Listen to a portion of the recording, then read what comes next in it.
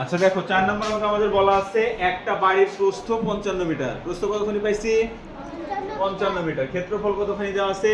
3025 বর্গ মিটার হলে বাড়ির বাড়ির দৈর্ঘ্য কত মিটার নির্ণয় করতে হবে। তাহলে আমরা কি জানি বলো তো? আচ্ছা তার আগে দেওয়া আছে, কি কি দেওয়া আছে দেখতে হবে। দেওয়া আছে, কি কি দেওয়া আছে বলো তো? প্রস্থ দেওয়া আছে, প্রস্থ সমান কত দেওয়া আছে? 55 মিটার। ক্ষেত্রফল কতখানি দেওয়া আছে? ক্ষেত্রফল কতখানি দেওয়া আছে? 3025 বর্গ মিটার। এটা দেওয়া আছে। তাহলে আমাদের নির্ণয় করতে বলেছে কি দৈর্ঘ্য কত। তাহলে আমরা কি জানি বলতো? আমরা জানি দৈর্ঘ্য গুণ প্রস্থ সমান ক্ষেত্রফল। এটা জানি কি জানি না? দৈর্ঘ্য গুণ প্রস্থ সমান ক্ষেত্রফল, এটা জানি। দৈর্ঘ্য গুণ প্রস্থ সমান কি জানি? ক্ষেত্রফল। তাহলে যেখানে যা আছে সেটা লিখে ফেলি, বা দৈর্ঘ্য তো জানি না, দৈর্ঘ্য নির্ণয় করতে হবে। দৈর্ঘ্য গুণ প্রস্থের মান কত আছে? দেখে দেখে বসাই দিই। 55। ক্ষেত্রফলের মান কত আছে?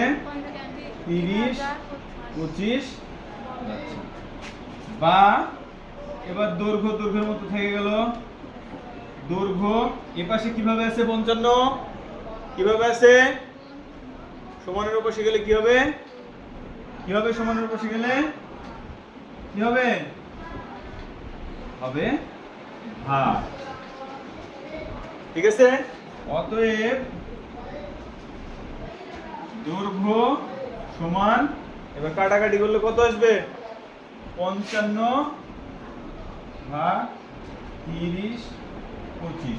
তাহলে 350 দিয়ে 55 কে যদি আমি 5 দিয়ে গুণ করি, 5 5 25 5 হাতে থাকে 2, 5 25 5 হাতে 27, 5 বাদ দিলে হয় এত, 6 বাদ দিলে হয়, এটা 5 বাদ দিয়ে, তাই না?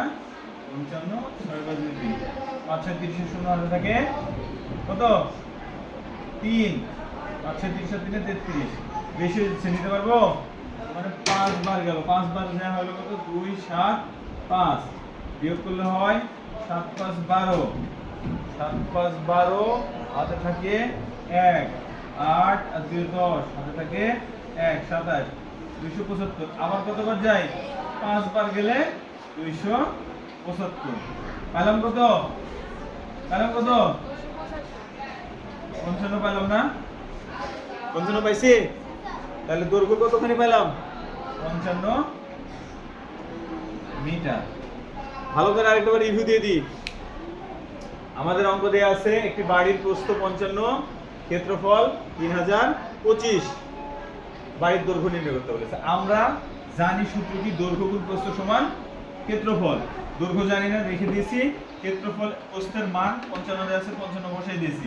ক্ষেত্রফলের মান 3025 দেওয়া আছে, বসাই দিয়েছি। দেওয়ার পরে কি করেছি? এর পাশে গুণ ছিল, ওর পাশে যে ভাগ করে দিয়েছি। ভাগ করে দেখছি আবার 55 পাই যায়।